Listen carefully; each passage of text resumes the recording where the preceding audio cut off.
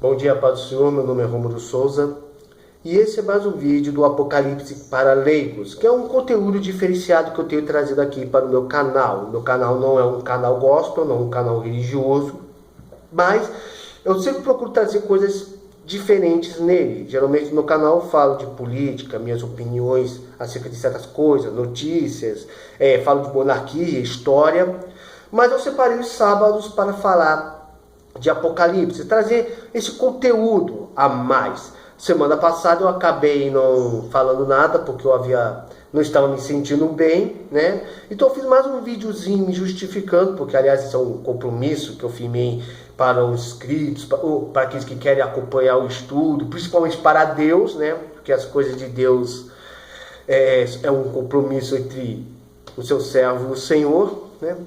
Então, o estudo de hoje vai ser uma continuação do estudo da semana retrasada. Lembrando sempre, eu sempre deixo claro isso, que é um estudo debaixo de uma vertente pré-milenista, ou seja, existem várias vertentes escatológicas do Apocalipse. E eu apenas escolhi uma para ser o norte desse estudo.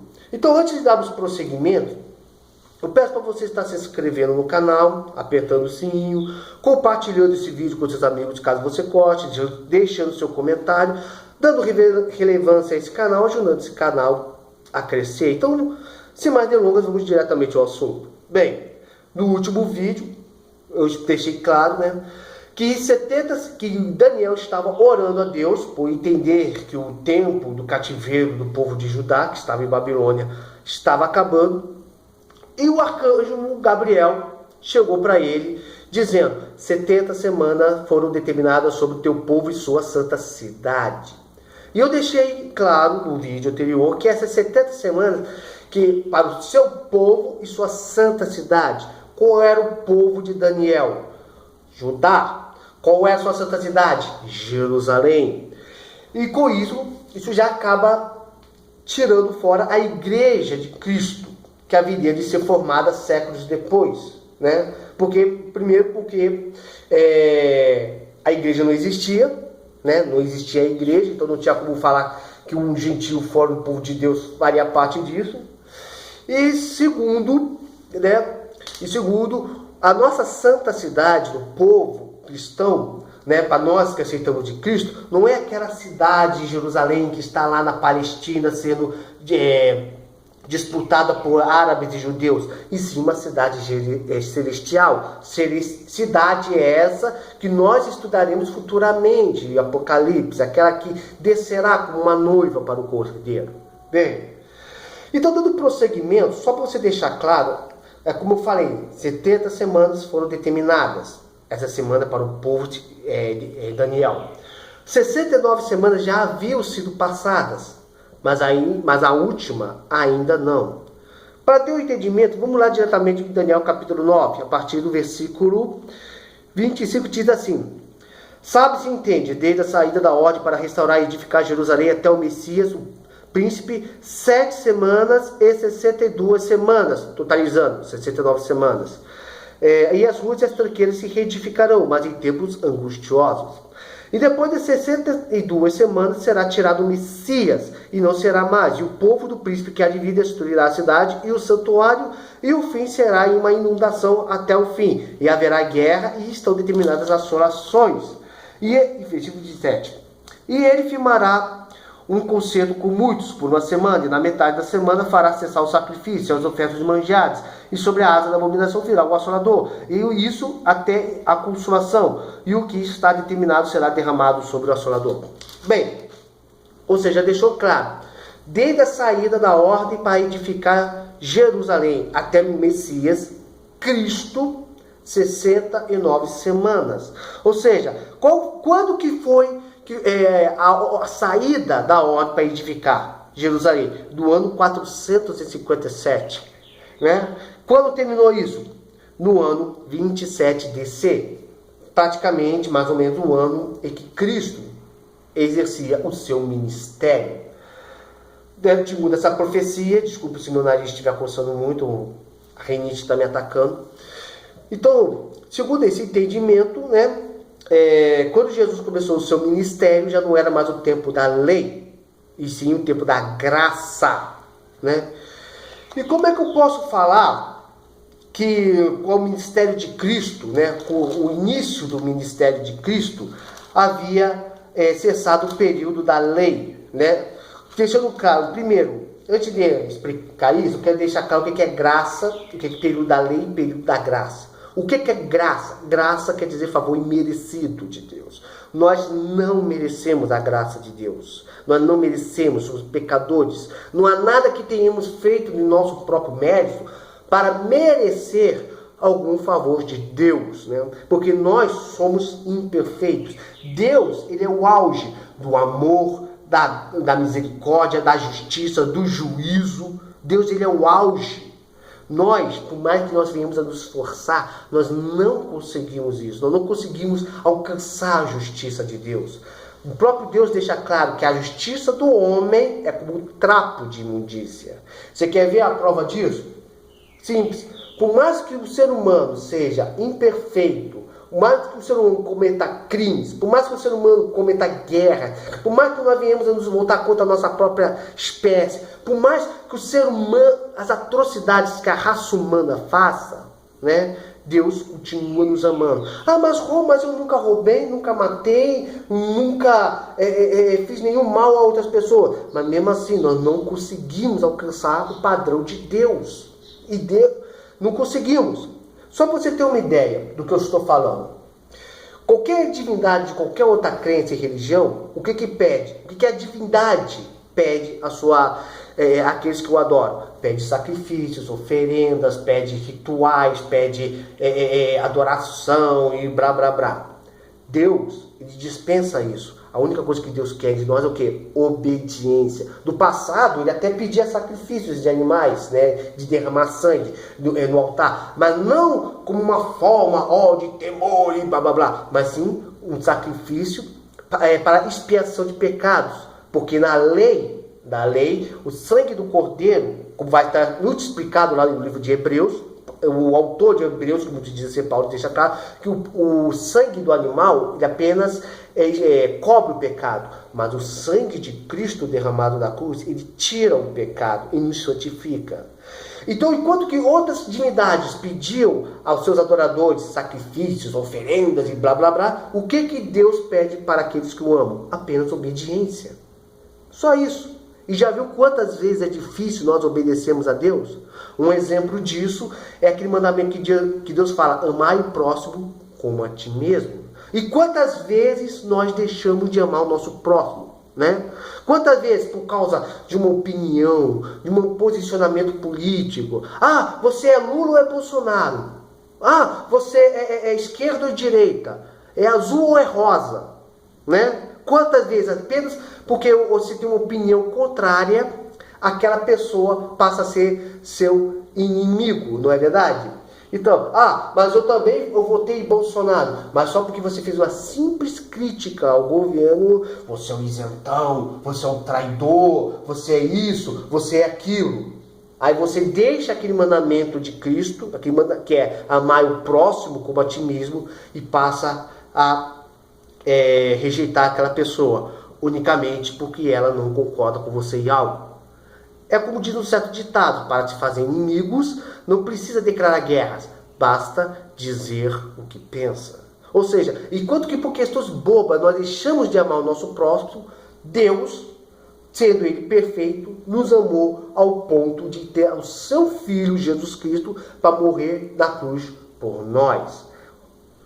Agora você entende por que nós não alcançamos o amor de Deus? A perfeição de Deus é aqui. Está vendo por que nós, seres humanos que estamos aqui, jamais alcançaremos o padrão de Deus? Por isso Deus demonstra a sua graça. Nós não merecemos, não fizemos nada para merecer isso. Mas Deus fez pelo seu amor. E Ele deixa os seus mandamentos e os seus ensinamentos para que possamos aprender com Ele. E o que é interessante, e voltando àquela questão de lei e graça, só deixando claro, porque eu estou dando uma olhada aqui nas minhas anotações, para não nada fugir a mente, existe um período onde a salvação era pelo cumprimento da lei. Deus deu os 10 mandamentos para Moisés. Moisés apresentou ao povo toda a lei de Deus, né? E Deus deixou, cara, cumpra isso para que se vivam. E deixou um conceito, uma aliança, a aliança do sangue do Cordeiro, que eu já expliquei, que acabaram de explicar agora há pouco.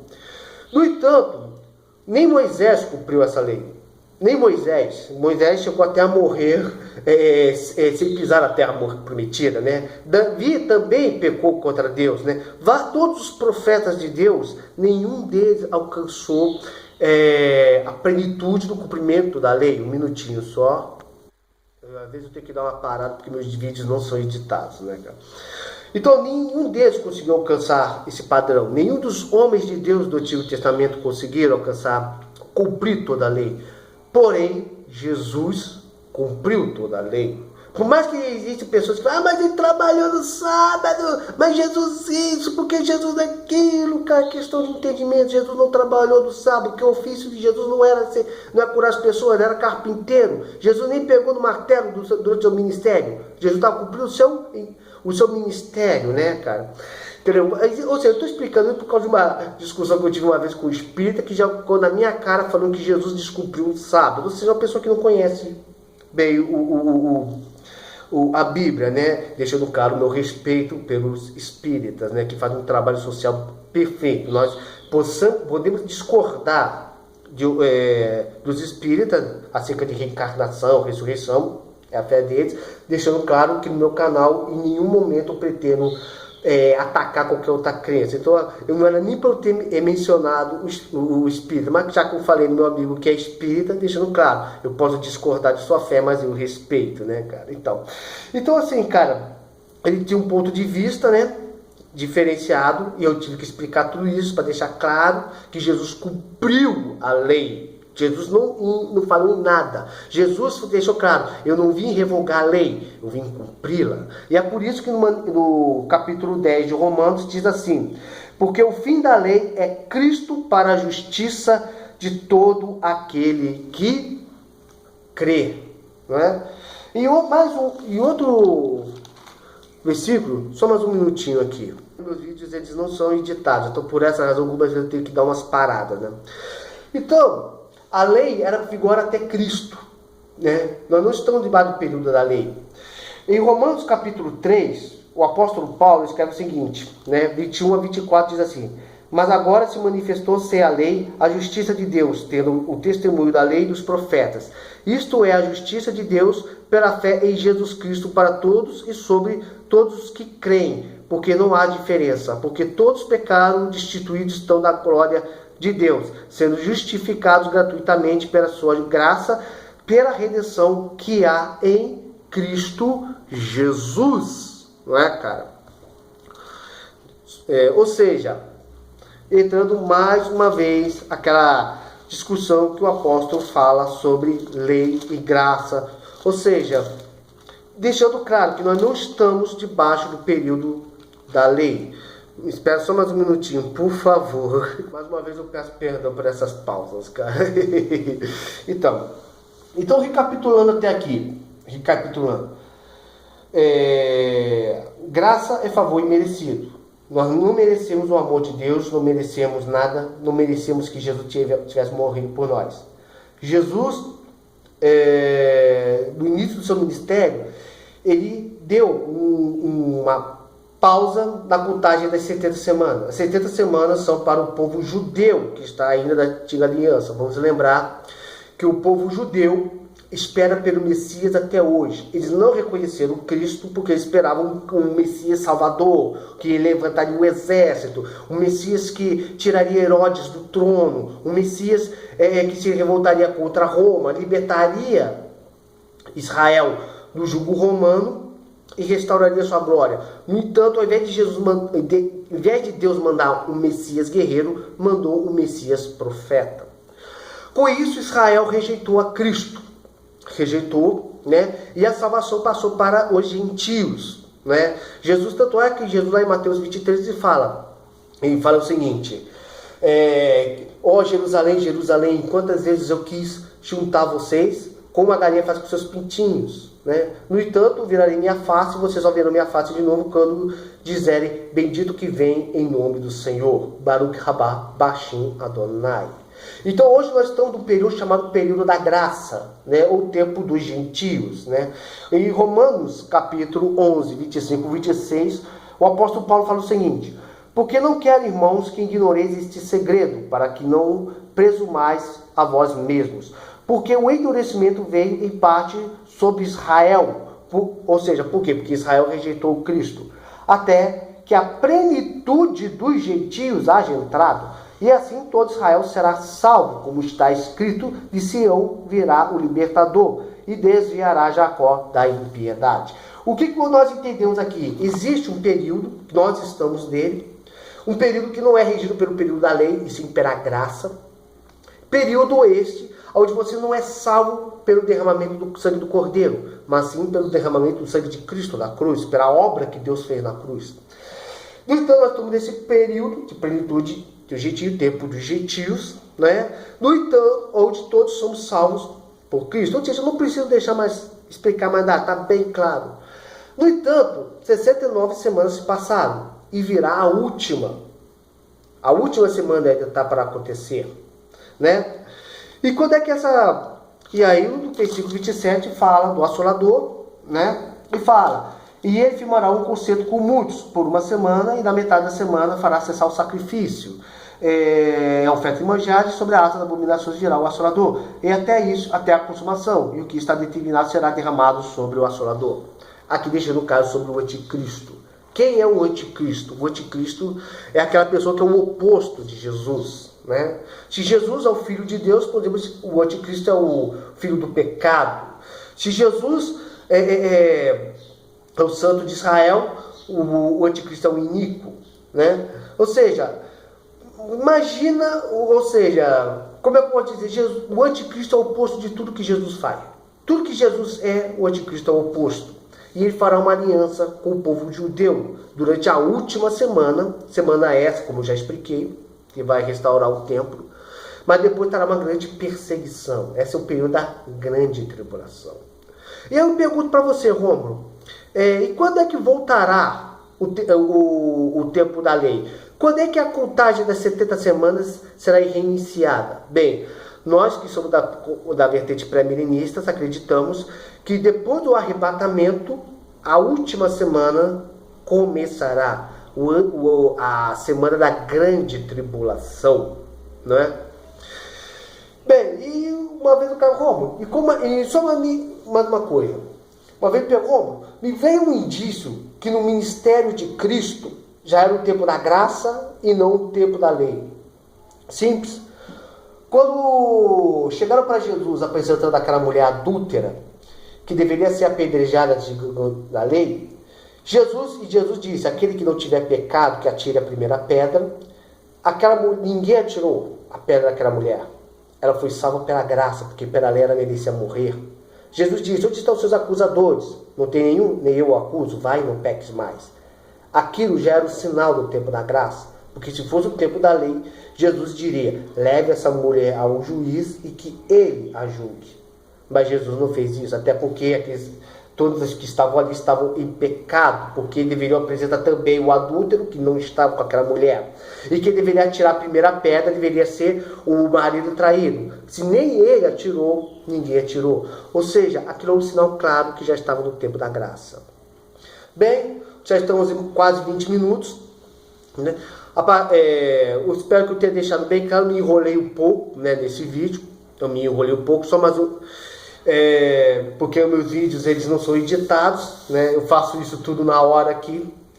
Mas só recapitulando, houve 70 semanas, 69 passaram, a última semana não aconteceu porque estamos no período da graça, a graça que vem por intermédio de Cristo, e da vertente pré-milenista acreditamos que haverá a grande tribulação que acontecerá depois do arrebatamento da igreja. E isso, do arrebatamento da igreja, eu já havia explicado, mas eu pretendo dar mais uma explicação mais à frente. Obrigado se você me acompanhou nesse vídeo, deixa o seu comentário. Mais uma vez eu peço desculpa pelas interrupções, né? Os meus vídeos não são editados. Deixa o seu comentário e ajude aqui o canal. Muito obrigado, que Deus esteja te abençoando nesse dia de hoje, nesse sábado, nesse final de semana. Shalom.